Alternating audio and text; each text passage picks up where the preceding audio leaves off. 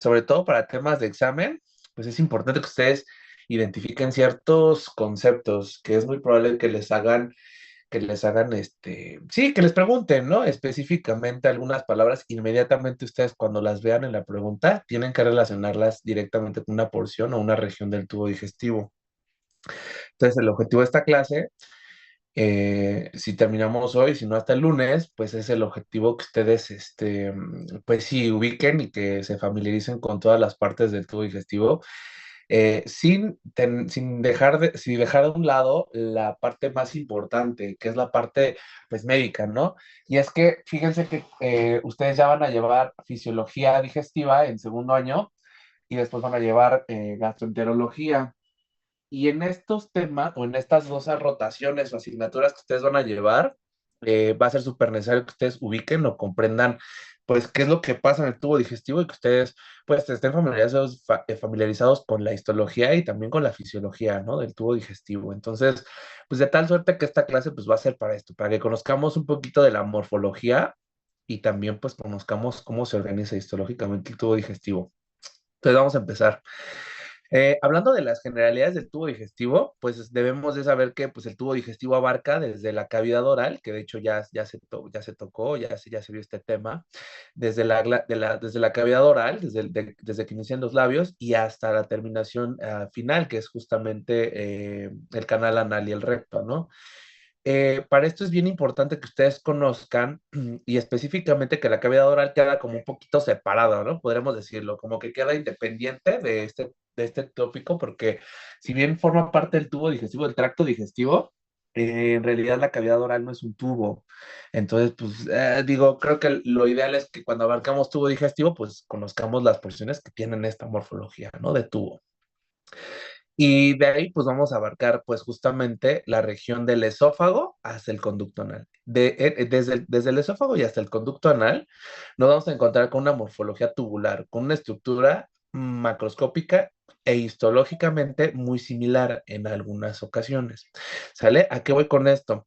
Que fíjense en este diagrama que ustedes pueden ver en pantalla, y fíjense cómo si vamos desde la porción superior derecha de la imagen y hasta la inferior izquierda, vamos a identificar que el tubo digestivo, pues si nosotros lo desenrollamos y vamos seccionando las porciones por capas, vamos a ver que los colores se asemejan mucho. Si ustedes se dan cuenta, vemos un rosita muy claro, después un rojo, luego de repente se empieza a formar una capa medio de color cafecito, luego una rosa, luego una roja oscuro y finalmente un, una capa un poquito más rosa tenue, ¿no? Y fíjense que esto es bien importante, porque aunque ustedes no lo crean, tanto para la parte quirúrgica como para la parte clínica, es bien importante conocer estos niveles.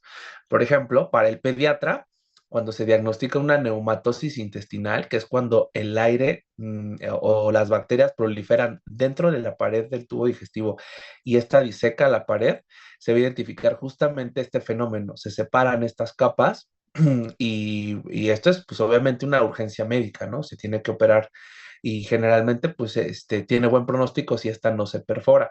Y esto nos conlleva justamente a otro tema, ¿no? De la pediatría nos saltamos hasta la oncología y fíjense que el nivel de profundidad de invasión en una neoplasia, sea la que sea, originada en el tubo digestivo, es lo que le va a dar algo que se conoce como estadio patológico.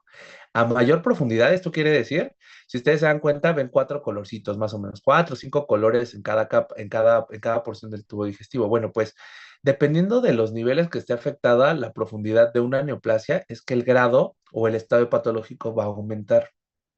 Entonces, fíjense cómo histológicamente, pues es importante conocer todos estos factores porque justamente vamos a identificar, pues en algunas ocasiones, el comportamiento de una lesión o de alguna enfermedad.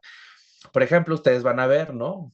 Van a rotar en geriatría y van a llegar al tema justamente de patologías gastrointestinales en adultos mayores. Y van a ver que justamente dos patologías bien comunes en personas adultas son dos, una que afecta al estómago y una que afecta al colon. Específicamente del estómago, pues las úlceras pépticas, ¿no? O las gastritis. Son súper comunes y son causas de dispepsia en los pacientes, que es la sensación de que se regresa la comida, ¿no? O de que no digieren adecuadamente los alimentos. Pero otra más común, por ejemplo, en señores ya grandes o en pacientes más grandes es la presencia de divertículos intestinales. Probablemente ustedes, si les toca hacer autopsia o disección en anatomía, se van a dar cuenta que si ustedes disecan con cuidado la región del colon sigmoides, van a identificar muy probablemente divertículos. Divertículos que la mayoría de las personas, como nosotros, o en un 80% de la población, no van a dar, podríamos decir, una patología significativa. En el 20% restante, los pacientes van a debutar con dolor o con, sí, dolor a la defecación o incluso estreñimiento crónico, que si este no se atiende, se puede generar una perforación intestinal. Entonces, ahí nos vamos dando cuenta cómo es importante identificar todas estas porciones del tubo digestivo para que de alguna forma nosotros sepamos cómo a diferentes niveles se van a dar diferentes enfermedades. Y algo bien importante que ustedes deben de tener en cuenta. Todas las porciones del tejido del tubo digestivo son susceptibles a algún tipo específico de enfermedad. Ya lo van a ver. Sobre todo en la parte de microbiología van a darse cuenta que hay bacterias exclusivas o específicas, por ejemplo, de la región del duodeno, como Yardia lamblia. O se van a dar cuenta que algunas otras bacterias únicamente viven en el estómago y ahí es donde colonizan. Por ejemplo, el Helicobacter pylori, ¿no? Y que algunos otros microorganismos, cuando colonizan, se puede considerar que una persona está en un estado inmunodeprimido de forma avanzada. Por ejemplo, citomegalovirus o cándida a nivel de colon o en cualquier porción del tubo digestivo, como en el esófago. Entonces, vamos a ir viendo este tipo de cambios y todo es por el tipo de recubrimiento o de los tipos de capas que vamos a encontrar. A grosso modo, fíjense, esto es bien importante, que ustedes deben de tener en cuenta. Todas las porciones del tubo digestivo, vamos a encontrar que van a tener estas cuatro capas. Mucosa, submucosa, muscular externa y serosa, ¿sale? Que es bien importante tener en cuenta. La mucosa va a tener una porción que se va a conocer justamente la porción epitelial, y este epitelio siempre, esto deben de tenerlo en cuenta, siempre que analicemos un epitelio en la mucosa, vamos a sumarle un elemento que se conoce como lámina propia, ¿sale? Ahorita viene en la siguiente diapositiva, pero este es un adelanto. Todas las regiones de mucosa que identificamos en tubo digestivo, tenemos que hablar de lámina propia, ¿sale? Es bien importante, porque la lámina propia, fíjense que aunque ustedes no lo crean, nos va a dar ciertos datos histológicos o ciertas pistas de en qué región del tubo digestivo estamos, ¿sale? Bueno, en la mucosa vamos a encontrar ese epitelio más una lámina propia y generalmente, y esto es bien importante, en todas las porciones que vamos a ver ahorita, con excepción de una, que es justamente la vesícula biliar y que no les voy a dar yo, justamente vamos a encontrar un elemento bien importante que se conoce como muscular de la mucosa, ¿sale? Muscular de la mucosa.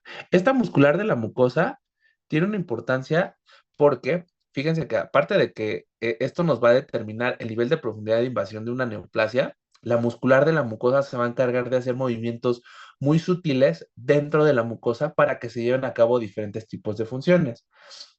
Esto quiere decir el paso de los alimentos, secreción de algunas glándulas. Podemos encontrar también movimientos intestinales suaves o lentos que van a contribuir a la mayor absorción posible. O incluso en algunos casos nos vamos a encontrar con que ese movimiento nos va a contribuir a que se lleve a cabo la mayor absorción de agua. ¿Sale? Entonces la muscular de la mucosa es bien importante y vamos a ver que esta tiene una inervación distinta a la que encontramos en la tercera capa, que es la muscular externa. ¿Sale?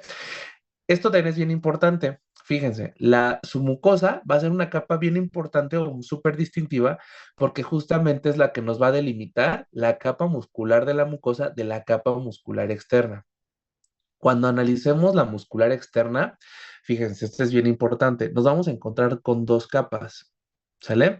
Una que va a ser interna y una que va a ser externa, ¿sale? Esto es importante tenerlo en cuenta. La interna siempre va a ser circular y la externa siempre va a ser longitudinal.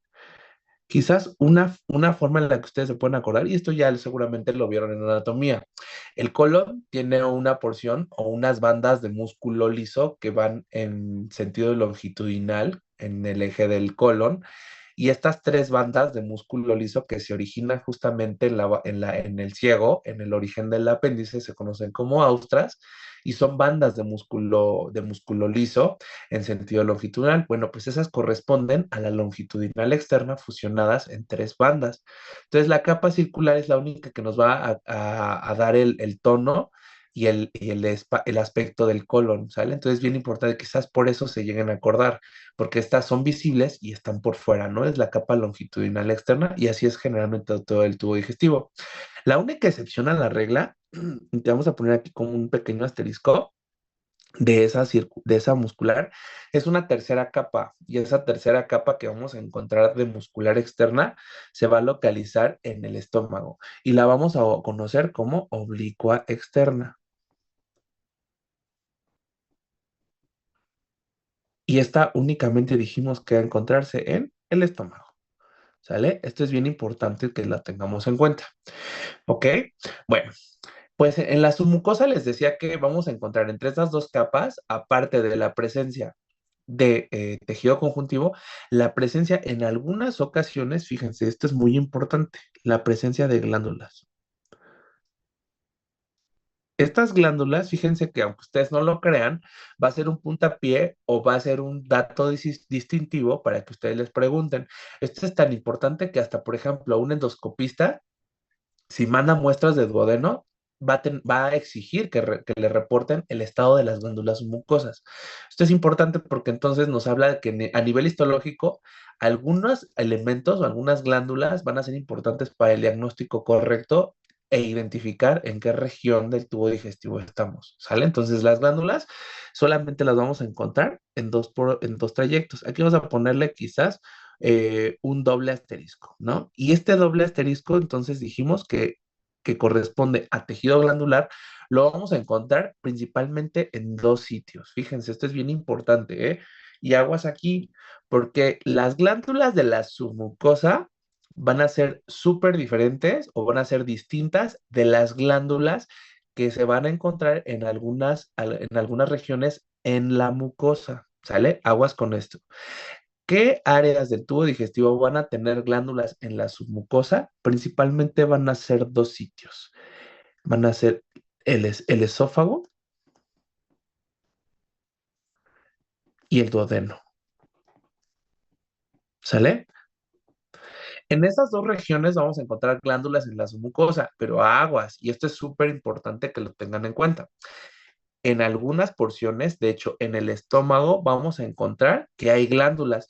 Y ustedes van a decir, no, pues este profe, horrible, me dijo que no había glándulas más que en el esófago y el duodeno, y aquí me están preguntando de unas glándulas gástricas, ¿no? Y entonces, me enseñó mal, ¿no? Y entonces van y funan al profe, ¿no? Y fíjense que esto es bien importante. Las glándulas que no estén en esófago o en duodeno, generalmente van a estar localizadas en el estómago y esto tiene mucho que ver con la organización histológica que vamos a encontrar. Esto es bien interesante. Vamos a ir viendo, conforme vayamos avanzando, cómo se va a ir organizando la mucosa del tubo digestivo y cómo la arquitectura nos va a hablar muchísimo de la función, ¿sale? Entonces no pierdan de vista esto, ¿sale? Finalmente nos vamos a encontrar con una última capa, que es la capa serosa, y en algunas ocasiones nos podemos encontrar con un slash adventicia, ¿sale? Una adventicia muy similar a la que encontramos, por ejemplo, en el pericardio o en los pulmones, que es básicamente lo mismo, una capa de tejido conjuntivo laxo con un epitelio plano simple, también conocido como mesotelio, solo que este va a estar localizado, podríamos decirlo, fuera del peritoneo, ¿sale? Y esta adventicia, digamos, le vamos a poner un tercer asterisco, ¿no? O una marca con tres asteriscos. ¿Y cuál es esa región que vamos a encontrar libre, podríamos decirlo, o con adventicia? Generalmente los libros dicen que solamente es una región, algunos otros libros les van a decir que son dos, no es necesario que se enganchen. La única que sí es seguro que tiene adventicia es la región del esófago. Y podemos decir que del esófago como cinco sextas partes superiores, ¿sale? Los libros también dicen que alguna porción del duodeno, sobre todo la porción que es retroperitoneal, puede tener una estructura muy similar a las adventicias. Sin embargo, algunos libros no están de acuerdo con ello y de hecho esto es, creo que correcto, sobre todo porque la diseminación de las neoplasias cuando son a nivel retroperitoneal no tienen ningún tipo de margen quirúrgico, ¿sale? Entonces ténganlo en cuenta, solamente vamos a dejar que el esófago, las 5/6 partes superiores están compuestas o están revestidas por adventicia en la capa más externa. ¿Hasta acá tienen ustedes alguna duda, pregunta, queja, mentada de madre? Ninguna, Doc. De acuerdo. Bueno, pues si no hay dudas, vamos a pasar a la siguiente diapositiva. Como les decía, cada capa va a ser importante porque vamos a encontrar diferentes tipos de elementos, ¿sale? Y fíjense, aquí ya nos encontramos con esta característica. Si ustedes se dan cuenta, dijimos que hay una mucosa y una submucosa. Y fíjense, en la mucosa, en algunas ocasiones, vamos a encontrarnos con glándulas, que es a la parte a la que les quería comentar, ¿sale? Entonces, las glándulas no son indicativas siempre de que estamos a nivel de submucosa. De hecho, podemos encontrarlas a nivel de mucosa y a nivel de submucosa. ¿Qué son elementos que siempre vamos a encontrar en una mucosa y de hecho, por definición, nos van a dar, podríamos decirlo, el diagnóstico histológico? Generalmente vamos a fijarnos en dos cosas, en el epitelio y en la lámina propia. Y vamos a identificar por qué.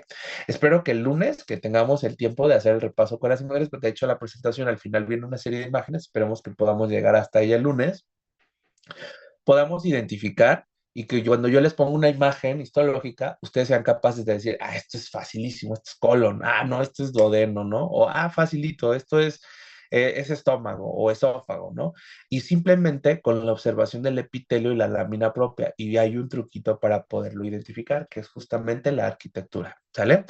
Entonces, en la mucosa vamos a encontrarnos con un epitelio y una lámina propia, que dijimos que es el tejido conjuntivo inmediato al epitelio, siempre por arriba de la muscular de la mucosa, ¿sale? Entonces, esa muscular de la mucosa va a ser un límite también anatómico, que es importante tenerlo en cuenta porque funciona como una barrera. Inmediatamente debajo de esa muscular de la mucosa, que va a ser generalmente una banda muy delgada de tejido, de células de músculo liso, nos vamos a encontrar con la submucosa. Esta submucosa, que si ustedes miren, fíjense, aquí estamos viendo un epitelio, en este diagramita Mickey Mouse que nos pone la presentación, podemos ver un epitelio y justo por debajo, esto que se ve rosita, corresponde a la lámina propia. Fíjense cómo en la lámina propia podemos encontrarnos incluso con glándulas, como en este caso les estoy señalizando algunas, ¿sale? Luego nos vamos a encontrar con esa muscular de la mucosa, ¿no? Aquí está la muscular de la mucosa, que va a ser un límite, dijimos, tanto anatómico como funcional. Luego inmediatamente nos vamos a encontrar con la submucosa, es la capa uno. Luego la capa 2 va a ser la submucosa que está por debajo de la muscular de la mucosa que correspondería a esta región. Y aquí también nos podemos encontrar con glándulas, como en esta porción, y con tejido conjuntivo.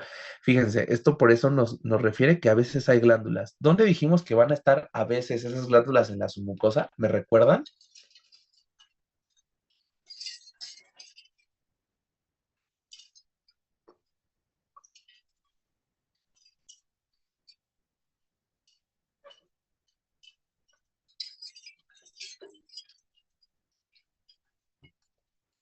Chale. Bueno, estas glándulas se van a encontrar generalmente en el duodeno y en el esófago.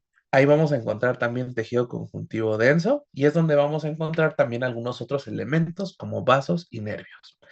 Finalmente, nos vamos a encontrar con estas otras dos capas, que son la muscular externa y la serosa. En la muscular vamos a encontrar las dos capas que ya se habían comentado, y en la serosa o en la adventicia generalmente nos vamos a encontrar con lo mismo, tejido conjuntivo denso y irregular, generalmente revestidas por un epitelio plano simple y en algunas ocasiones, que de hecho es la diferencia entre la serosa y la adventicia, la presencia o ausencia de adipocitos. ¿Hasta aquí alguna duda o alguna pregunta?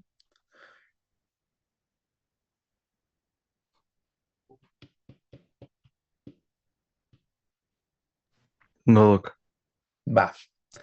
Bueno, pues la función que tiene el tubo digestivo, pues obviamente es la digestión, ¿no? Que es justamente el trayecto o el paso de los alimentos. Y pues eso va a ser con ciertos tiempos, ¿no? Con ciertas intermitencias o con variaciones en el tiempo. Pues ustedes pueden ver en la imagen, pues son las variaciones de tiempo que existen en el tubo digestivo y las funciones, o esto también nos habla mucho de la función que va a cumplir la porción del tubo digestivo de la que estamos hablando. Esto quiere decir, en la boca generalmente vamos a encontrarnos un tiempo muy distinto al que pasa en el esófago, de ahí al del estómago, al del intestino delgado y finalmente en el colon, que es donde más va a haber tiempo para la formación de las heces y que el proceso de digestión termine con la liberación o con la excreción de las heces. Vamos a empezar con la región del esófago, ¿no? Y entonces, cuando hablamos del esófago, fíjense que tenemos que hablar, pues, anatómicamente. ¿Qué es el esófago? Es un órgano tubular, generalmente tiene relaciones anatómicas, la columna vertebral en la porción posterior y en la porción anterior con la tráquea, mide más o menos unos 25 a 28 centímetros, dicen los libros, y su función es conducir el bolo alimenticio de la cavidad oral hacia el estómago. La función, por supuesto, que es solamente de tránsito, y esto nos habla mucho del revestimiento del que vamos a encontrar en la mucosa. El epitelio que vamos a encontrar en la mucosa es plano, estratificado, sin estrato córneo o como algunas personas lo dicen, no queratinizado. En este nos vamos a encontrar en la mucosa también glándulas cardiales que son súper importantes tenerlas en cuenta porque son muy similares a las que se encuentran en el estómago. Y en la submucosa nos vamos a encontrar con glándulas esofágicas, ¿sale? Que es importante tener en cuenta que existen en ambas regiones o en ambas capas la presencia de glándulas. Nos vamos a encontrar con una muscular externa que si ustedes se van a ir dando cuenta, esta muscular externa y la adventicia sufren en realidad nulas o muy pocas diferencias o modificaciones a lo largo del todo el tubo digestivo, lo cual es importante porque entonces de las cuatro capas, las que ustedes tendrán que memorizarse o justamente hacer el ejercicio de cómo van funcionando o organizándose, pues son las primeras dos capas, ¿verdad? La capa mucosa y la capa submucosa, que es donde vamos a encontrar justamente las pequeñas diferencias que nos van a dar el diagnóstico histológico y la función. Decíamos que entonces la función del esófago, pues es finalmente o puramente tránsito.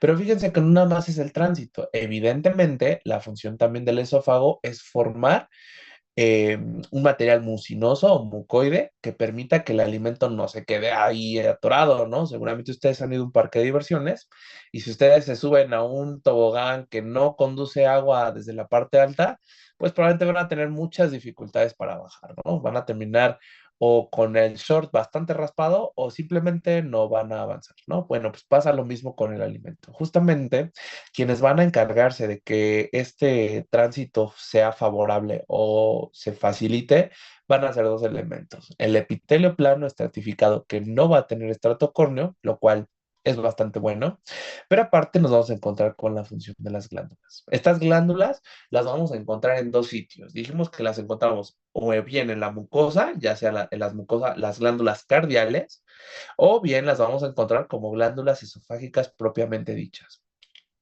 Estas glándulas esofágicas que están aquí en primer lugar, y vamos a poner con una pequeña letra A, corresponden a las glándulas que se van a encontrar en la capa submucosa, mientras que las glándulas cardiales marcadas con la letra B van a localizarse en la capa mucosa. Esto es bien importante porque estas glándulas cardiales, fíjense dónde se van a encontrar localizadas, en el tercio distal. Esto es importante porque entonces el sitio donde vamos a identificarlas generalmente es en un corte histológico como el que nos está presentando la diapositiva, una región de transición entre el esófago y el estómago, donde justamente vamos a encontrar en la lámina propia, fíjense, aquí está la mucosa,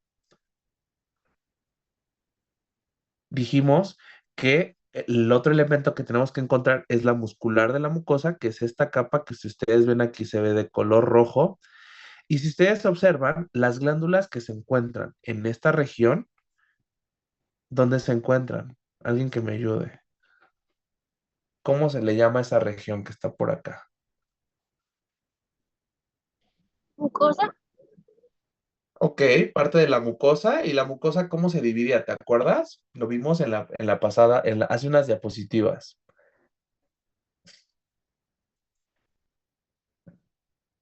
epitelio y lámina propia. Ok, entonces de esos dos elementos, fíjate tú muy bien, de los dos elementos que acabas de decir, ¿cuál te parece que es el que estoy rayando o donde se encuentran esas glándulas? ¿Te parece que es el epitelio o la lámina propia?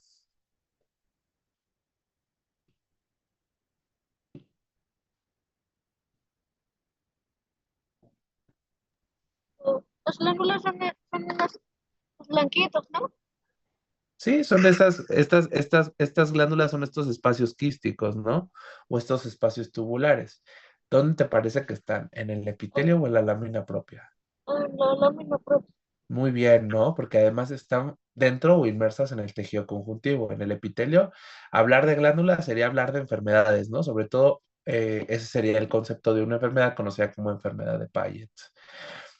Muy bien, efectivamente. Y además, pues esto nos lleva a la conclusión de que están localizadas en la lámina propia. Muy bien.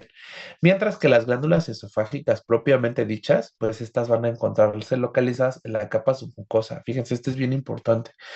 Hablando del contenido, en este momento no es importante que ustedes se lo sepan. No les van a preguntar el tipo de mucina que se produce, pero si se los llegan a preguntar, solamente recuerden que la mucosa del cardias va a ser un moco generalmente neutro.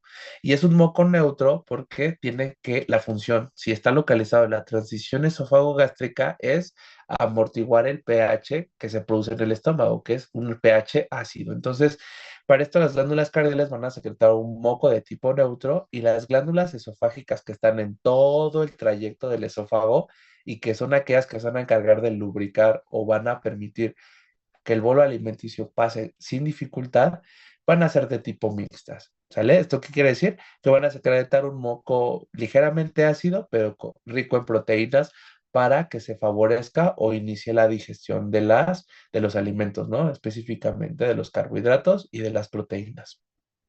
¿Hasta aquí alguna duda o alguna pregunta? Ninguno.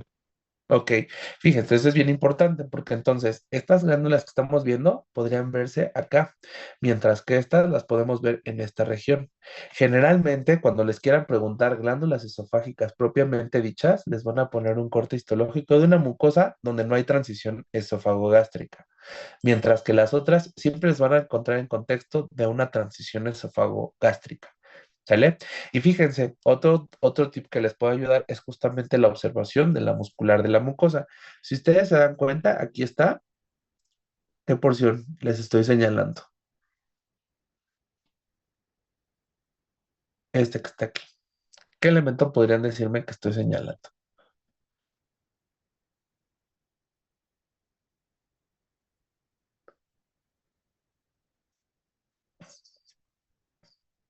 El epitelio, Muy bien, excelente. ¿Y por debajo qué siempre vamos a encontrar nuevamente? la lámina propia. Excelente, muy bien. Entonces, esto que es justamente, fíjense, acá hay unas bandas muy irregulares de músculo liso. ¿Sale? Ahorita no la están viendo con claridad, pero fíjense que en los cortes histológicos que vamos a ver en la práctica, cuando ustedes ven el microscopio, es súper evidente la muscular de la mucosa. ¿Sale? Aquí se alcanza a ver muy nítidamente. Pero ¿esto qué quiere decir? Que la segunda región, esta que les estoy señalando, que corresponde la lámina propia, ¿no? Aquí tendríamos que encontrar a las glándulas cardiales.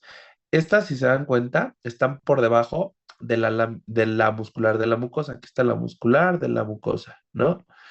Entonces quiere decir que todo esto corresponde a la submucosa. Y si ustedes se dan cuenta, aquí están estas glándulas. Estas generalmente van a ser las glándulas esofágicas propiamente dichas. ¿Hasta acá alguna duda o alguna pregunta? Va, te va. Bueno, si yo les pongo este corte, ¿dónde estamos? ¿Ustedes me pueden decir qué tipo de glándulas son?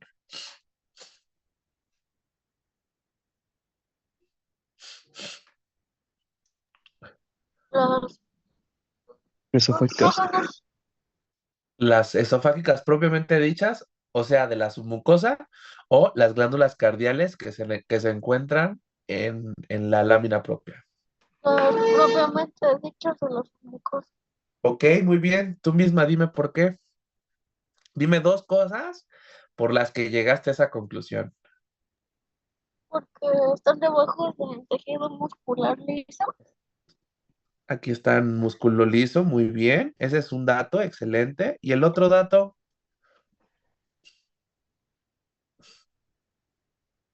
porque están en las mucosas.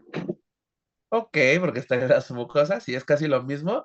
Y el otro dato, acuérdate que el epitelio que siempre te van a poner cuando quieran marcarte las glándulas esofágicas propiamente dichas o de la submucosa, va a ser solamente con epitelio plano de revestimiento, ¿no? Y las cardiales, ¿qué tipo de corte te van a poner? ¿Te acuerdas? Cuando quieran enseñarte las glándulas cardiales, ¿qué región te van a poner?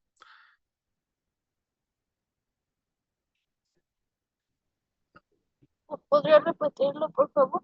Sí, cuando te quieran enseñar en un corte histológico o te quieran preguntar por las glándulas cardiales, ¿qué corte histológico te van a poner? ¿Un corte histológico como este, donde se ve todo el epitelio del esófago? ¿O qué corte te van a poner?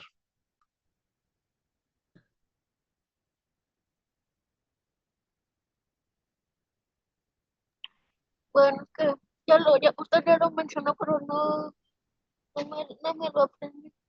La región del cardias, que es la transición esófago-gástrica, esa es la respuesta. Pero muy bien, uno de los datos que mencionaste es correcto, ¿no? Entonces ahí está. Discard. Vamos a ver, entonces ahí está, ¿no? Fíjense, son glándulas submucosas y estos evidentemente pues es importante localizarlos, ¿no? Solo por la localización. Muy bien. Y ahí tenemos otro corte histológico donde se identifica justamente el tipo de epitelio de revestimiento. Acá tenemos otro montaje donde podemos identificar perfectamente las capas, ¿no? Podemos identificar aquí cómo está el epitelio junto con la lámina propia y su muscular de la mucosa, que estos en conjunto, bueno, son tres elementos, nos van a dar la mucosa, ¿sale? Luego nos vamos a encontrar con un área de tejido conjuntivo antes de llegar a la capa muscular y esto corresponde a la submucosa. Esta que va a corresponder a la muscular propia, que de hecho abarcaría dos capas, una circular interna y una longitudinal externa, y finalmente una capa muy delgada, que en este caso, como es esófago, muy probablemente corresponde a una adventicia. ¿Sale? ¿Hasta acá alguna duda o alguna pregunta? No, doctor. De acuerdo. Este es un corte transversal de la región, podríamos decir, de la región que está por delante de la columna vertebral al nivel torácico y corresponde a un corte de esófago con la tráquea, junto con los músculos accesorios que ustedes pueden ver. Esto es importante para que ustedes identifiquen cómo la luz del tubo digestivo siempre va a estar abierto. Acuérdense que la respiración es fundamental para todas las células. La luz del esófago generalmente va a tener una luz tortuosa y esta generalmente pues solamente va a permitir el paso de alimento y de forma transicional. Entonces generalmente la luz está batida u ocluida. Esto no quiere decir que por eso no tenga la capacidad de distenderse. De hecho, se puede llegar a distender tanto, por ejemplo, en algunos fenómenos como en la parte del vómito o cuando se requiere en algunas ocasiones pasar un bolo alimenticio demasiado grande, ¿no? Entonces es importante tener en cuenta que el esófago pues tiene esa capacidad. Otro dato que es importante tener en cuenta y que se los pueden llegar a preguntar es que generalmente en el tercio superior, ¿no? Esto lo dicen algunos libros, podemos encontrarnos la presencia de músculo esquelético en la capa muscular. Esto es importante porque justamente esta región del tubo digestivo, del esófago, la primera porción, tiene una función muy importante para la función de la deglución. Como el fenómeno de deglución es un fenómeno, podríamos decirlo, autónomo, pero si es voluntario, porque nosotros decidimos cuándo vamos a pasar el bolo alimenticio, el músculo que va a tener de revestimiento, el tercio superior generalmente, va a estar formado por músculo esquelético. Si ustedes se dan cuenta, podemos ver en este corte histológico la presencia de bandas de músculo justamente de tipo esquelético, ¿sale? Entonces es importante tener en cuenta con sus núcleos periféricos, por supuesto, y en cortes transversales, pues con la presencia de estriaciones. Entonces es importante que lo tengan en cuenta. Como les decía, la transición esófago-gástrica, este es el corte histológico que les van a poner siempre que les quieran preguntar glándulas fúngicas, porque dijimos que estas se van a localizar en la mucosa, específicamente en la lámina propia, y es donde vamos a encontrar este moco de tipo neutro y que va a encargarse de neutralizar el pH ácido del estómago. ¿Sale? Es importante tenerlo en cuenta. Generalmente este es el epitelio que se afecta en los adenocarcinomas de esófago, que son la neoplasia más común de esta región. Y pues es importante tener en cuenta el origen embriológico de estas y cómo se identifican morfológicamente. Aquí podemos ver un epitelio plano estratificado que se interrumpe súbitamente por la presencia de un epitelio cilíndrico simple mucoproductor. Si lo alcanzan a ver, ¿verdad?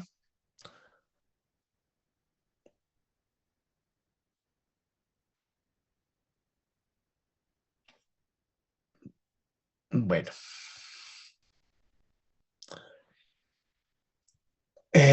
Algo que ustedes deben de tener en cuenta es justamente la presencia de esfínteres esofágicos, que es otra porción importante del tema. Deben de tener en cuenta que el esófago va a tener dos esfínteres, uno de ellos va a ser externo, podríamos decir, o es ajeno al esófago propiamente y está formado por el músculo diafragma, esto ya lo saben seguramente por la parte anatómica que corresponde al hiato esofágico del diafragma, y los otros dos van a ser dos esfínteres involuntarios, por supuesto.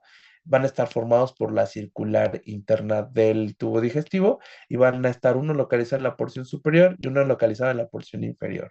Generalmente el inferior es una de las causas más comunes de enfermedades. Si les interesa, valdría la pena que le echaran un ojo. Vamos a hablar de estómago. El estómago pues tiene una forma de bota, generalmente tiene forma de saco, tiene una región, anatómicamente va a dividirse en cuatro regiones, seguramente ustedes ya lo saben, que corresponde a la región del cardias, va a encontrarse la porción del fondo, del cuerpo, del antro gástrico, ¿no? Histológicamente, la mucosa del estómago la vamos a dividir en tres regiones. Dos de ellas van a parecerse mucho, son muy similares, y una de ellas va a ser muy característica, la porción que no es igual a las otras dos, es muy característica por la presencia de unas células intensamente eosinófilas. ¿Sale? Es importante que las aprendamos a localizar y pues así es como las identificamos. Generalmente, entonces, vamos a dividir el estómago en tres porciones, ¿sale? Que es justamente la región del cardias, que es la primera porción, si ustedes se dan cuenta, abarca desde el inicio, la transición esofagogástrica y hasta el inicio del estómago, del cuerpo gástrico.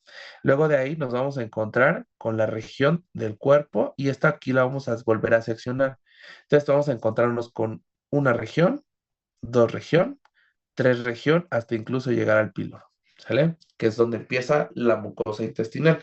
Las mucosas que vamos a encontrar o el tipo de región que vamos a identificar histológicamente van a ser la región del cardias, en la número uno, la región fúndica, en la número dos, y en la tres, la región pilórica. Tanto la zona uno como la zona 3 se van a parecer mucho histológicamente, solamente que evidentemente por la localización y por el tipo de moco que van a secretar, van a denominarse glándulas cardiales o glándulas pilóricas, muy similares a las que encontrábamos justamente en el esófago.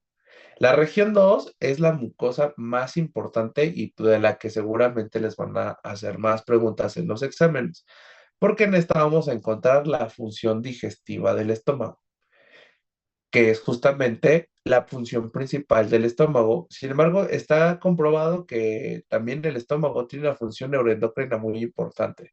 Regula la función del hambre, del apetito e incluso algunas funciones tan importantes como, por ejemplo, los estados de ánimo. El estómago va a estar dividido en las siguientes capas. Nuevamente, mucosa, submucosa, muscular y serosa. De la muscular, acuérdense, y se los había comentado al principio, vamos a encontrarnos con una tercera capa, que justamente va a ser la oblicua. Estas va a ser la única diferencia que va a tener con respecto a las otras porciones del tubo digestivo, hablando de la capa 3 y 4. ¿Qué es importante tener en cuenta? La mucosa gástrica. Esto es súper importante porque en el estómago la mucosa es la que vaya a llevar a cabo la función de la digestión. Y dijimos que justamente la función más importante va a localizarse en las glándulas de tipo fúndico. Y esto es súper importante, fíjense, este diagrama nos explica cómo se define o cómo se describe la mucosa gástrica. Fíjense, esto es importante. Si ustedes se dan cuenta, la mucosa gástrica va a sufrir invaginación. Esta primera serie de invaginaciones que va a sufrir la mucosa gástrica se va a denominar foveolas, que es el primer nivel de organización que vamos a encontrar en esta región del tubo digestivo. Las foveolas van a ser estas pequeñas invaginaciones que ustedes pueden ver histológicamente aquí. Van a estar revestidas por el mismo epitelio del estómago, esto quiere decir cilíndrico simple mucoproductor. Y fíjense que esto es importante porque a partir de estas foveolas o imaginaciones vamos a encontrar a las glándulas, que justamente son las que nos van a dar la diferencia entre una y otra mucosa, ¿sale? A partir de las foveolas surgen las glándulas. Entonces, esto es importante porque son dos conceptos diferentes, una foveola de una glándula, ¿de acuerdo? Bueno,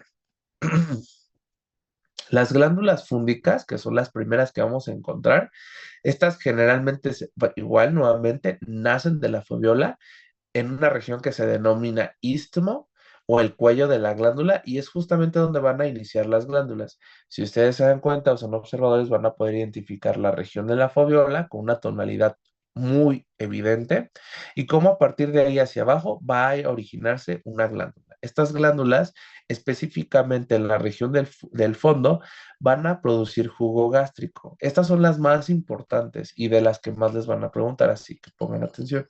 Generalmente estas glándulas fúngicas que van a secretar el jugo gástrico, secretan más o menos unos 2 litros de jugo gástrico al día. Se conocen como glándulas tubulares simples y ramificadas, y estas van a tener 3 porciones. El istmo, la región del cuello y finalmente la región del fondo. En la región del fondo es generalmente una porción donde vamos a encontrar células principales, células progenitoras, y es en la región del cuello y a lo largo de toda la extensión de la glándula donde vamos a encontrarnos con estas células que desde el diagramita Mickey Mouse les están poniendo una tonalidad rojo intenso. Esto cuando nos vamos a mayores aumentos nos vamos a encontrar con diferentes tipos de células. Estas células rojas que se parecen mucho a las células oxífilas de la paratiroides o a las eosinófilas de la adenohipófisis se van a conocer como células parietales. Estas células también se conocen como delomorfas u oxínticas y tienen la característica más importante que va a ser la secreción de hidrogeniones. También van a secretar factor intrínseco gástrico, pero es importante tener en cuenta que las células parietales son en realidad las células más importantes y no por ello se conocen como células principales, las cuales se van a conocer como células adelomorfas. Las células principales o adelomorfas se van a parecer mucho a las células basófilas de la adenohipófisis, tienen una tonalidad un poco más basófila y generalmente van a secretar pepsinógeno. Esto es importante para la síntesis y la degradación también de las proteínas. Estas células, junto con las células neuroendocrinas o las células SNET y las células madre, van a formar en predominio las glándulas fúndicas. En un corte histológico generalmente las vamos a identificar así. En la región glandular del estómago vamos a encontrarnos la presencia de estas células con una intensidad o una eosinofilia marcada. Esta eosinofilia se va a deber justamente a la presencia de mitocondrias.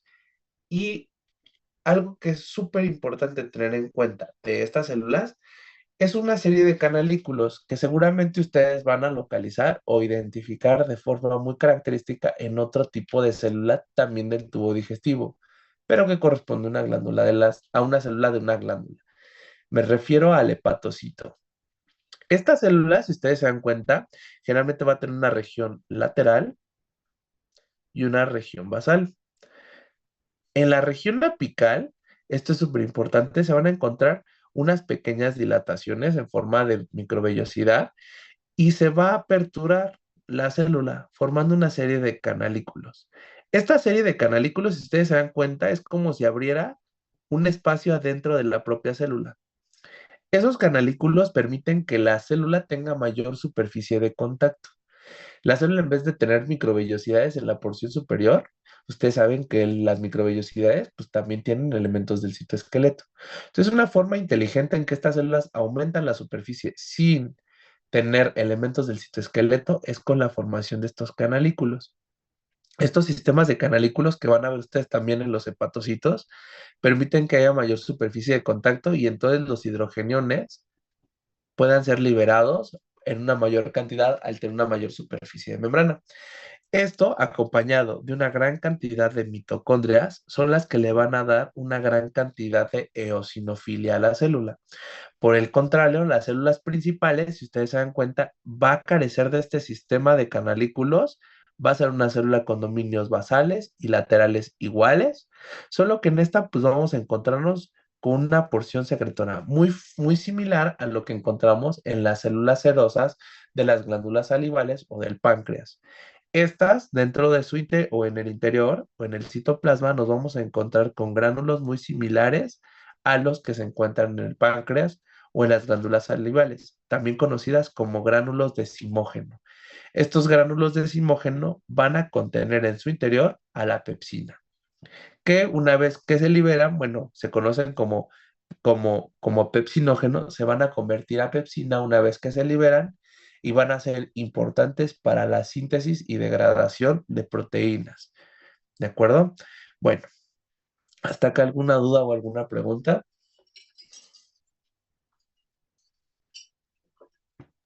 No, ninguno. Gracias. Tenemos aquí otro diagrama un poquito más esquemático de cómo funciona este sistema de canalículos. Entonces, la célula va a ser formadora de hidrogeniones a partir de bombas justamente de hidrogeniones. Estas bombas de hidrogeniones van a ser dependientes de ATP. Esto quiere decir que van a requerir energía. Estas se van a liberar o van a ser estimuladas por la presencia de tres factores: gastrina, histamina y acetilcolina. Ya lo van a ver en farmacología con más detenimiento, pero es importante que tengan en cuenta que son tres factores desencadenantes para que se estimule la producción de hidrogeniones en la mucosa gástrica. Una característica importante que no deben olvidar es la presencia de harta mitocondria intracitoplasmática y una afinidad tintorial altamente eosinófila. Más diagramas de cómo se forman estas células. Las células SNET, fíjense que son otro tipo de células que vamos a encontrar en las glándulas fúngicas.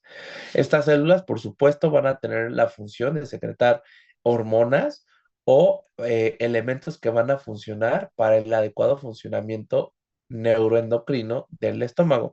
Como les decía, se van a secretar algunos elementos que van a participar en el hambre, perdón, o en la sensación de plenitud, pero también se van a liberar también elementos motrices o motiles de la mucosa gástrica y en algunas ocasiones la liberación de algunos otros elementos en porciones ulteriores del tubo digestivo, como por ejemplo la secretina, que va a tener una función importante a nivel de duodeno para la liberación de bicarbonato.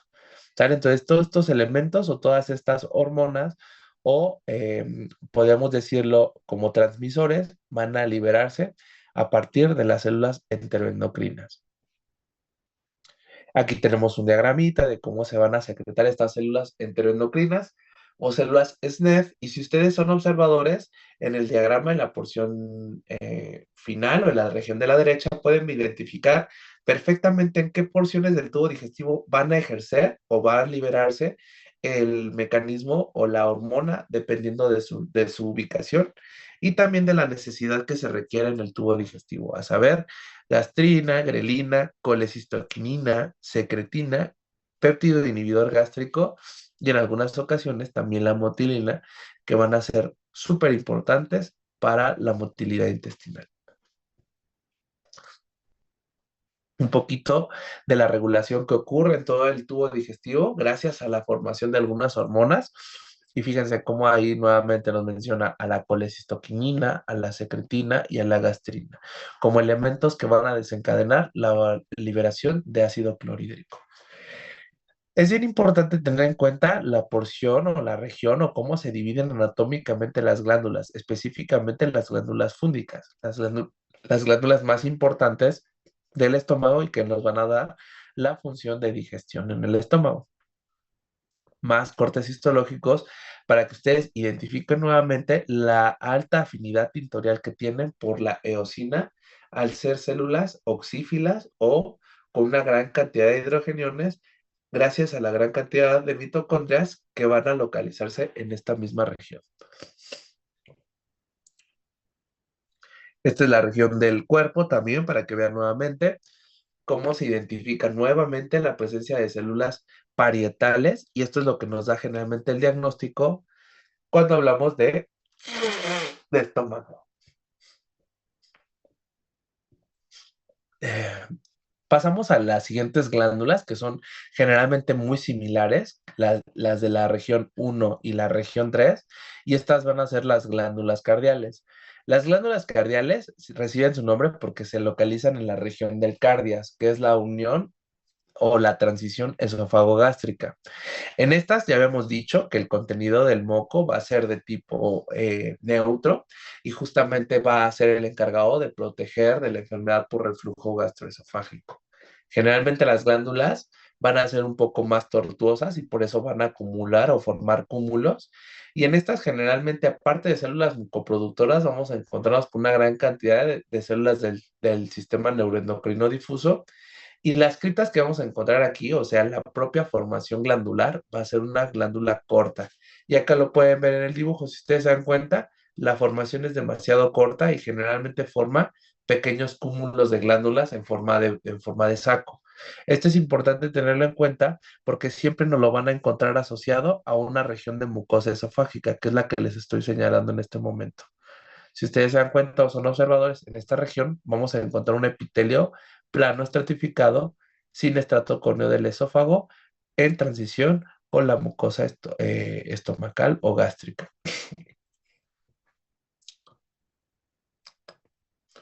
Estas glándulas, si las vemos a la manera de diagrama, fíjense cómo también son enrolladas, pero estas tienden a ser un poco más tortuosas.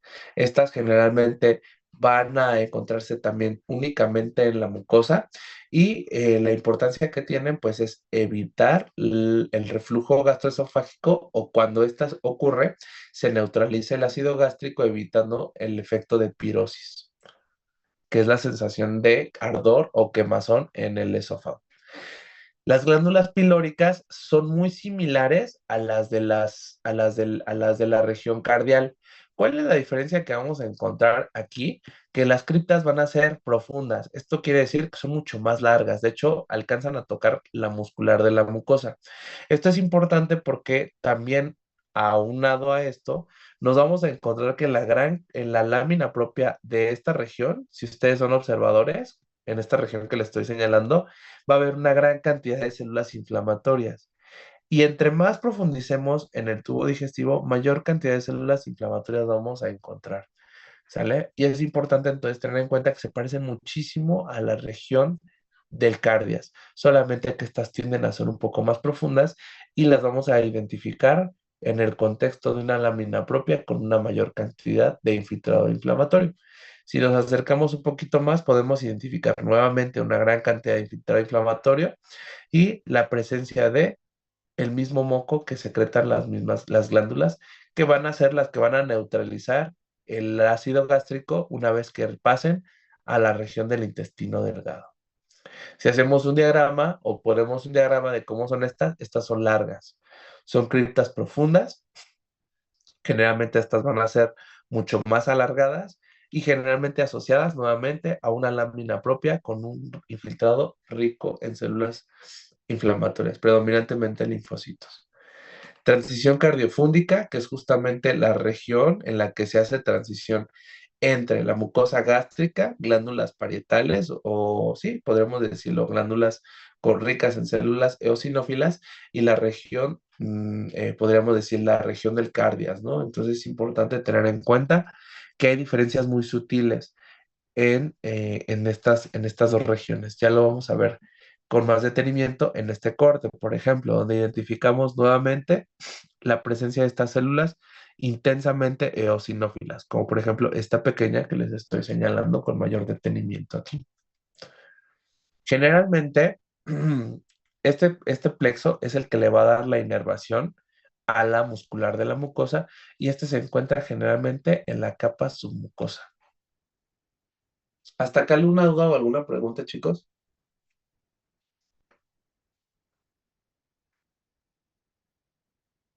Ninguna, doctor. Va que va. Gracias. Bueno, vamos a ver el intestino delgado. El intestino delgado va a tener una organización histológica un tanto diferente. Recuerdan que habíamos visto que la mucosa gástrica generalmente estamos una porción foveolar, mucosa, foviola, mucosa. Y que a partir de las foviolas se forman glándulas, ¿no? ¿Sí recuerdan eso o no?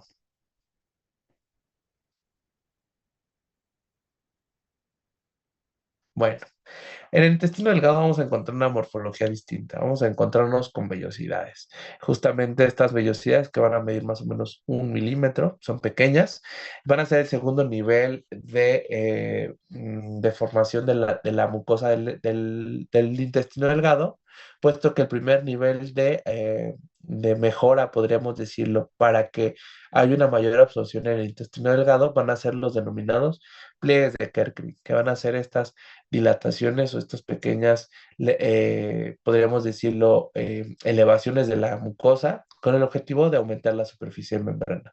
Las vellosidades van a ser el segundo nivel y las microvellosidades van a corresponder al tercer nivel. Estas van a estar revestidas, todas las vellosidades, por enterocitos, que van a dar ese epitelio característico del intestino, que es un epitelio cilíndrico simple con microvellosidades y células caliciformes. Aquí tenemos un diagrama para esquematizar lo que les comentaba en la diapositiva pasada. Y nuevamente, con un cortes con microscopía confocal o con microscopía de barrido, podemos identificar perfectamente lo que ustedes pueden identificar en este diagrama Mickey Mouse, las vellosidades intestinales. Si ustedes identifican en el intestino delgado, nos vamos a encontrar con diferentes elementos que van a ser los que nos van a dar por definición, junto con la lámina propia, la organización histológica de esta región. ¿Esto qué quiere decir? En la mucosa nos vamos a encontrar con vellosidades y criptas de Lieberkühn, que es la organización histológica característica del intestino delgado. Estas van a estar revestidas por el epitelio que ya se había mencionado, y en la lámina propia siempre nos vamos a encontrar, sobre todo en la región del ilion, con tejido linfoide asociado al intestino, en específico conocido como GALT. Va a formar áreas de tejido linfoide característicos que se van a denominar placas de Peyer. En la submucosa, ya habíamos comentado que en la región del duodeno se van a encontrar estas glándulas submucosas características, que reciben un nombre también con un epónimo. Sería interesante que lo revisaran. Finalmente, la capa muscular externa va a estar dividida en las dos capas características, en una circular interna y una longitudinal externa, inervadas por el plexo de Auerbach, que se va a localizar entre las dos capas de músculo liso. Finalmente, la adventicia va a ser lo común en toda la porción del intestino delgado, con la excepción de la porción que es retroperitoneal y que está localizado en la ampolla de Vater o en el tercio medio del duodeno. Las células del epitelio intestinal, o como vamos a identificar a todas las células que se encuentran en esta región, son las células que ustedes pueden ver en pantalla, los enterocitos, las células absortivas, las células caliciformes, que van a ser estas células en forma de copa, que van a secretar mucina, las células de Paneth, que van a ser importantes por la función inmunológica o antimicrobiana, las células de SNED, que ya habíamos dicho todas las funciones que cumplen a lo largo de todo el tubo digestivo, y las células M, que son unas células muy especializadas que van a funcionar como células presentadoras de antígenos. Se van a encargar de captar antígenos a partir de la degradación de los alimentos y van a llevar a cabo una internalización de estos antígenos hacia los folículos linfoides localizados en las placas de Peyer, quienes van a llevar a cabo una respuesta inmune en determinado momento.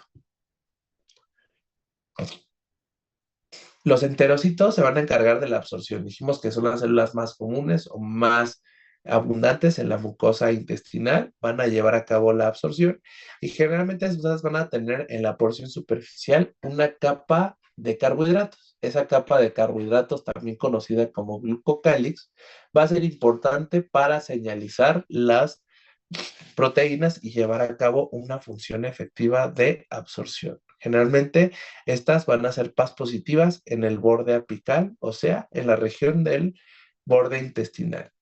Este es el típico corte de la mucosa intestinal que seguramente ustedes conocen porque forman parte de las imágenes de nuestro archivo del departamento. Son vellosidades intestinales vistas desde forma transversal, o podríamos decirlo acostadas, y ustedes identifican las células absortivas o las más comunes. De ahí nos vamos a encontrar con una menor cantidad de células caliciformes, y aquí no podemos identificar más que esta región. Podemos decir entonces llanamente que corresponde a vellosidades intestinales. Las células de Paneth dijimos que son células que también se encuentran en la mucosa intestinal, y estas células lo que van a hacer es generar o producir lisozima y defensinas, que forman parte de la inmunidad innata del cuerpo humano. Estas van a funcionar como agentes antimicrobianos y van a impedir que haya una colonización bacteriana dentro del tubo digestivo. Las células del SNED van a tener pues la función enteroendocrina que hemos visto a lo largo de todo el tubo digestivo, y finalmente las células madre que van a hacer la función de regenerar el epitelio. Se dice que el epitelio intestinal se puede regenerar en solo 4 días. Y esto es muy importante porque nos habla de cómo el intestino se está regenerando de forma tan común. Esto nos da la teoría de que en esta región o el epitelio intestinal es muy susceptible también a neoplasias.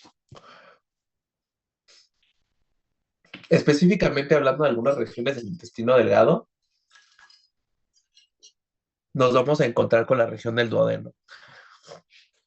De aquí es importante que ustedes tengan en cuenta que vamos a encontrar a las glándulas de Brunner, que son las glándulas de la submucosa. Es la forma más característica o importante para poder localizarlas o identificarlas. Generalmente estas van a ser tubulares y enrolladas, y el tipo de secreción que van a tener es de tipo mixto. La secreción de estas glándulas de Brunner están muy relacionadas con efectivamente el tipo de elemento con el que se interconectan, que son la papila duodenal a nivel de las vías biliares, pero también a nivel del antrogástrico, que es justamente la de neutralizar el pH ácido.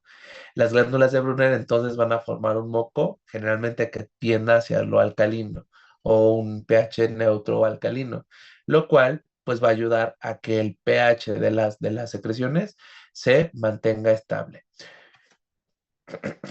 Si ustedes identifican aquí en este corte histológico, se alcanza a ver muy bien la presencia de estas glándulas de Brunner. Podemos identificar perfectamente la presencia de una muscular de la mucosa y la afinidad tintorial que tiene la submucosa por el tejido conjuntivo azul, y dentro de ellas pues vamos a encontrar internalizadas a estas glándulas que corresponden a las glándulas de Brunner. A la región del yeyuno nos vamos a identificar o vamos a observar la presencia de vellosidades más alargadas y la ausencia de glándulas de Brunner. Es el principal sitio en el que se va a llevar a cabo la absorción de los nutrimentos. Imágenes histológicas, vellosidades extremadamente largas, y en la región del ilion las vellosidades vuelven a hacerse un poco más pequeñas. De hecho, se llegan a aplanar y en algunas ocasiones se pueden llegar a bombar, como lo pueden ver en la imagen de la derecha, en la cual las vellosidades se aplanan, y en estas vamos a encontrar a las células M, que van a ser las que van a adherirse o van a interactuar con las placas de Peyer, al tejido linfoide que se encuentra asociado a la mucosa.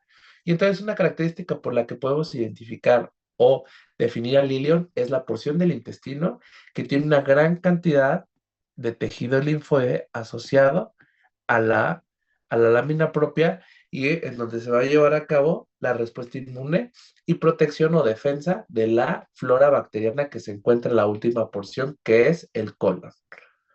Si hacemos un diagramita,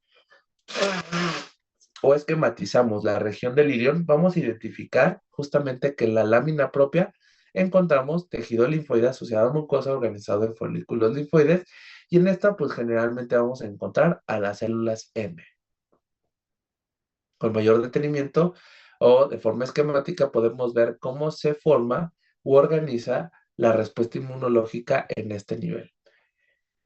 Y acá tenemos otro corte, un corte en el que podemos identificar nuevamente vellosidades intestinales y una gran cantidad de tejido linfoide organizado en folículos linfoides para la respuesta inmunológica y evitar o impedir que la flora bacteriana del colon regrese hacia el intestino delgado.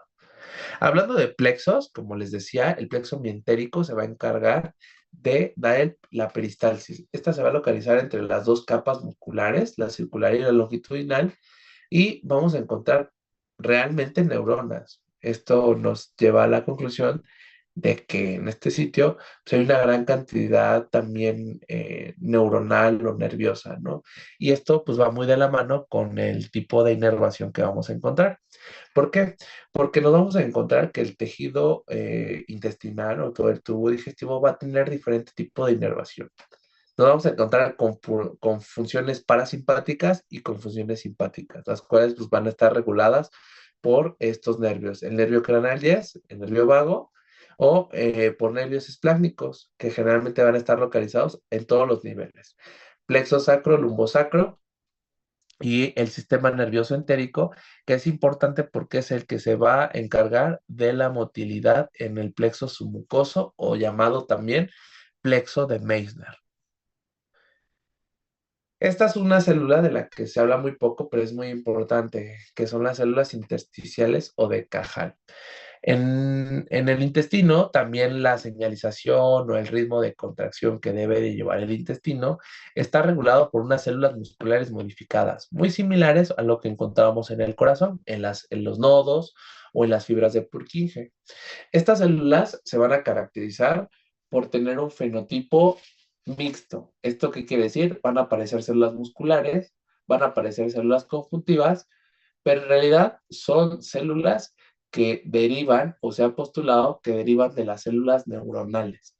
Esto es súper interesante, porque estas células cuando se enferman o producen una neoplasia, dan tumores del estroma gastrointestinal.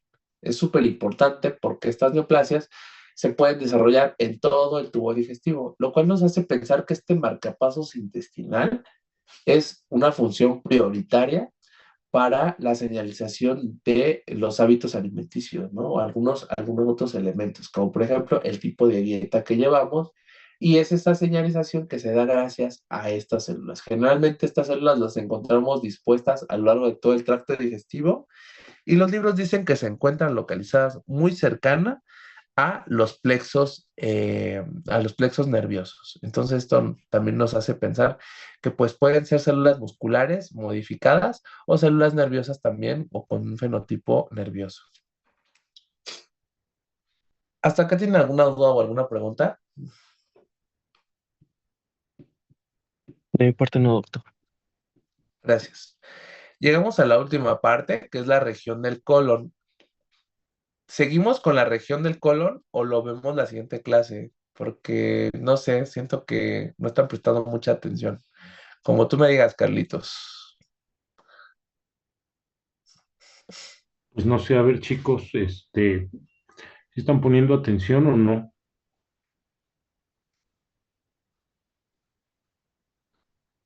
Los demás, porque pues nada más Alexis no es el único integrante del grupo.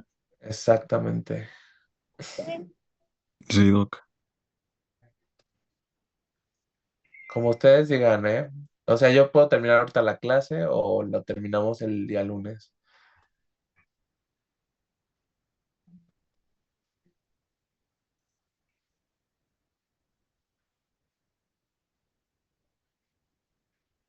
Como tú me digas, Carlitos.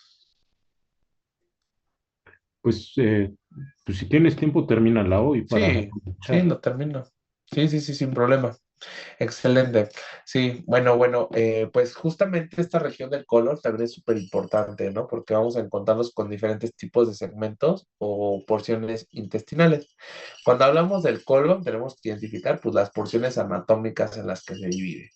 Es un órgano tubular, generalmente va a formar lo que se conoce como el marco cólico, abarca los cuatro cuadrantes principales de la cavidad abdominal y estos van a dividirse anatómicamente en ciego junto con su apéndice, el colon ascendente, el colon transverso y descendente y finalmente una región que se conoce como la región recto-sigmoidea, la cual va a desencadenar finalmente en el conducto anal. Este órgano se va a encargar funcionalmente de formar las heces, pero nada más de formar las heces. Ya habíamos dicho que tiene una función también endocrina muy importante o neuroendocrina muy importante. Y aunque ustedes no lo crean, cuando se forma el quilo o esta sustancia que ya es producto de la degradación y también de la absorción, el colon se va a encargar de absorber agua. Esto es muy importante porque generalmente las patologías que abarcan, sobre todo las intestinales que abarcan la región del colon, se van a manifestar con diarreas acuosas, ¿no? Entonces también es importante tener en cuenta pues la identificación de estas regiones. ¿Cómo va a estar organizado el colon? Bueno, pues el colon va a tener sus cuatro capas. Las capas que vamos a encontrar, dijimos que específicamente en el colon, excepto en el apéndice, la capa longitudinal externa se va a organizar en forma de austras y va a estar fusionada formando tres haces largos que van a discurrir de forma continua en todo el trayecto longitudinal del tubo de esta región del colon y se van a denominar austras. Aquí generalmente nos vamos a encontrar con peritoneo y este peritoneo va a formar, como bien lo sabemos, tiene tejido adiposo, va a formar específicamente en el colon estructuras muy similares o muy características a apéndices, solo que estas van a estar formadas por tejido adiposo, se van a conocer como apéndices omentales y son características también de esta porción del tubo digestivo. No hay otra región donde se formen estos apéndices omentales más que en la región del colon. La mucosa y la submucosa, si ustedes se identifican, la submucosa no tiene gran cambio, se sigue permaneciendo o sigue conservando las características. En esta no identificamos glándulas, por supuesto, la submucosa, y pues solamente nos vamos a encontrar con la característica del tejido conjuntivo y el plexo de Meissner o el plexo submucoso que va a inervar a la muscular de la mucosa. Entonces, ¿qué nos va a dar el diagnóstico? Generalmente la mucosa gástrica. Dijimos que en el estómago se forman foviolas, haciendo una recapitulación. En el intestino delgado se forman vellosidades y en estas se vuelven a formar nuevamente criptas o glándulas profundas, si así los quieren ver.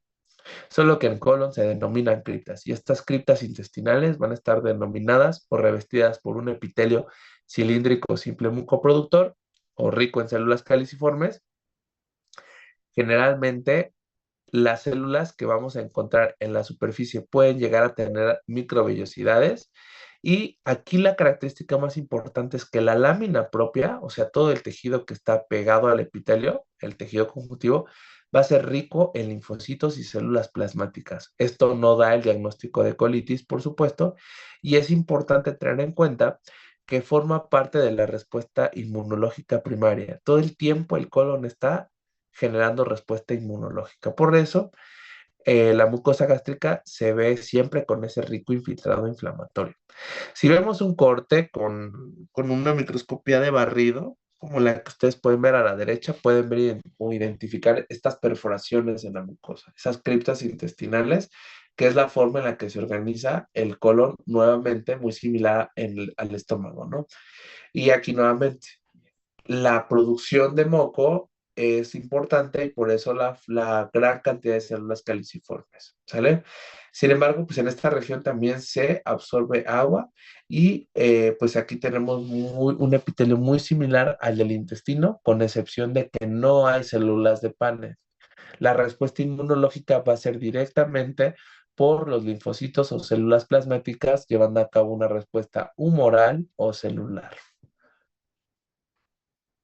Si hacemos un pequeño ejercicio de cómo se difiere el colon del intestino delgado, podemos identificar que en el intestino delgado, como lo vemos a la izquierda, hay presencia de microvellosidades, mientras que en el colon nos vamos a encontrar con la arquitectura a manera de criptas. El apéndice es otra región del colon que es importante tener en cuenta porque es una estructura sacular. Generalmente aquí sí vamos a encontrar las capas de músculo bien desarrollado, esto quiere decir circular y longitudinal, y de forma característica en esta siempre nos vamos a encontrar con una gran cantidad de placas de Peyer o tejido linfoide asociado a mucosas. Este es importante porque justamente en la patología de la apendicitis, el tejido linfoide forma parte desencadenante o pivote de la situación de una apendicitis. Ya lo van a ver ustedes en cirugía, pero justamente la apendicitis conlleva un ciclo vicioso en el que se obstruye, se hace inflamación y esto conlleva que se cierren los vasos por efecto mecánico del infiltrado inflamatorio. Sin embargo, como toda buena inflamación, hay nuevamente factores que hacen que se vasodilate y se vuelva a ocluir la luz intestinal y esto pues es un ciclo vicioso que culmina generalmente con la perforación del apéndice si esta no se resuelve. Entonces, pues está interesante cómo funciona también el apéndice y aunque muchos dicen que el apéndice solo sirve para que le dé de comer al cirujano, generalmente el apéndice es un órgano linfoide, es un órgano linfático bien definido que lleva a cabo una función inmunitaria o inmunológica. Se ha pensado que funciona como un vestigio, ¿no? De un órgano que tienen o que se tuvo en algún determinado momento, sobre todo por el tipo de alimentación que tenemos y con el paso del tiempo este órgano pues fue evolucionando, pero pues la realidad es que seguimos produciendo respuesta inmunológica, sobre todo en la porción de la adolescencia y esta generalmente se va acumulando o se va fibrosando con el paso del tiempo, a tal punto que una persona mayor de 80 años generalmente el apéndice queda obliterado por tejido conjuntivo e infiltración adiposa. Esto es muy común. La región del recto y del ano tiene una función importante o tiene una región que es importante que ustedes tengan en cuenta porque vamos a encontrar nuevamente una transición mucocutánea. Esto es muy similar a lo que encontrábamos en la región del cardias, ¿no? Que es una mucosa generalmente de tipo plano estratificado que va a pasar a cilíndrico simple, solo que al revés. De un epitelio intestinal vamos a hacer una transición discreta hacia incluso llegar al estado de piel delgada, ¿no? Entonces, esa transición va a estar dividida por tres regiones. Una zona que se va a denominar zona colorectal, que ustedes pueden ver de color rojo o rosado. Una zona azul que se va a conocer como zona de transición. En esta, generalmente macroscópicamente la vamos a ver con una línea que ustedes seguramente ya vieron en anatomía, que se conoce como línea pectínea. Y finalmente nos vamos a encontrar con la zona escamosa, que es la que nos va a llevar de un epitelio plano estratificado hacia una piel delgada, ¿no? Esto es importante tener en cuenta. Generalmente vamos a tener una gran cantidad de receptores sensoriales y glándulas asociadas a toda esta región. Y algo muy importante que tener en cuenta, existen un esfínter anal interno que es involuntario y un externo que es voluntario formado por músculos extrínsecos. Estos ya seguramente ustedes lo vieron en la región de pelvis y es importante tener en cuenta que justamente estos en conjunto, gracias al sistema simpático parasimpático, van a dar el tono muscular del ano, ¿no? En esta ocasión, pues es importante tener en cuenta que la zona colorectal va a ser un epitelio intestinal común y corriente, ¿no? Cilíndrico simple, con una gran cantidad de células caliciformes. La zona de transición que los libros refieren que puede llegar a ser un epitelio de tipo cúbico simple y finalmente una zona escamosa que es un epitelio plano estratificado, también denominado piel, ¿no? Plano estratificado y en la cual podemos llegar a identificar anexos incluso, ¿no? Pelos, glándulas sebáceas y glándulas sudoríparas, especialmente o aquí las de tipo apócrino, ¿no? Y tenemos un corte histológico en el que identificamos el conducto anal con el revestimiento por esos epitelios cilíndricos que van a pasar a ser cuboideos y finalmente planos estratificados, ¿no? Entonces es importante tener en cuenta todas estas regiones que van a formar el conducto anal, tres regiones, la mucosa colónica, la zona de transición y finalmente la de piel, ¿no? Que es importante tener en cuenta. Si vemos un diagrama así, o un corte histológico con mayor detenimiento, podemos identificar las tres regiones. La región de mucosa colorectal, la región de transición con un epitelio cuboideo y finalmente la región de piel delgada, ¿no? En la cual podemos identificar los tres epitelios. Cilíndrico simple mucoproductor, cúbico que va de simple a estratificado y finalmente un plano estratificado que se vuelve en el determinado momento piel delgada. Generalmente esta región va a tener una gran cantidad de tejido linfoide asociado y es una región de asentamiento para múltiples o una gran cantidad de neoplasias no necesariamente originadas en el epitelio. Es un sitio muy común para el desarrollo incluso de melanomas. En esta nos vamos a encontrar con diferentes tipos de vascularidad y esto gracias a algunos plexos que se van a formar también por justamente mecanismos, podríamos decirlo, mecanismos de contrarregulación con respecto al tono y también a la función que tiene, que justamente va a darnos un plexo hemorroidal interno y también los esfínteres, que es lo que les comentaba, que es muy importante tenerlos en cuenta, uno voluntario, uno involuntario, pero que van a actuar en conjunto cuando se activa el parasimpático. Generalmente estos, ya habíamos dicho, van a estar formados por diferentes tipos. Siempre los esfínteres, generalmente los internos, van a estar formados por la propia capa muscular, generalmente la circular, y el esfínter anal externo, que en este caso va a estar formado por músculo esquelético o músculo de tipo estriado. Es importante la correlación clínica y miren, este es un pequeño diagrama para que ustedes tengan en cuenta cómo es que se esquematiza o se divide todo el tubo digestivo. Sería bueno que le tomaran ahí un screenshot o una foto. Y si no, pues también se encuentra en el Kirschenbaum. Este es un diagrama en el cual ustedes pueden identificar todas las características que es importante no dejar pasar por alto en todo el tubo digestivo, a saber las diferencias entre una capa y la otra, la presencia o ausencia de serosa o adventicia y la organización histológica de la mucosa. Esto quiere decir si está aplanada, si se forman fobiolas o glándulas, si se forman vellosidades o nuevamente, como en el caso del colon, se forman criptas intestinales. Importante también saber en dónde vamos a encontrar glándulas a nivel de su mucosa, cómo se encuentran organizados los plexos que inervan a las capas musculares y finalmente una característica muy importante, donde vamos a encontrar glándulas también asociadas a la capa mucosa. ¿Hasta acá tienen alguna duda o alguna pregunta? No, Doc. De acuerdo. Bueno, el objetivo de esto, casi no participan. El objetivo es que les ponga imágenes y ustedes pues digan qué región del tubo digestivo estamos observando o identificando, eh, y que ustedes pues puedan hacer el ejercicio. No sé si alguien quiera participar y decirme qué están viendo en este corte histológico.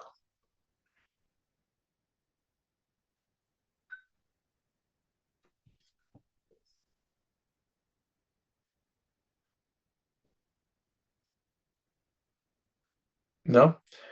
Bueno, pues esa es la región ¿No del es esófago. esófago? Ajá, es la región del esófago, muy bien. Aquí podemos ver un corte también de apéndice, aquí podemos ver un corte de ilio, un corte de estómago en las glándulas fúngicas, de colon con región transversal. Aquí podemos ver cortes de microvillosidades a nivel transversal, cortes de mucosa de duodeno, cortes de mucosa gástrica, glándulas fúngicas, cortes también de glándulas cardiales, glándulas fúngicas, mucosa de esófago y eso sería todo. ¿Hasta aquí alguna duda, algún comentario, pregunta? No, amigo. Ninguna. ¿Seguros? Bueno, pues ese es lo que corresponde a tubo digestivo. No sé si la siguiente clase podamos hacer práctica de esta región o de todo el tubo digestivo o seguirían las glándulas anexas.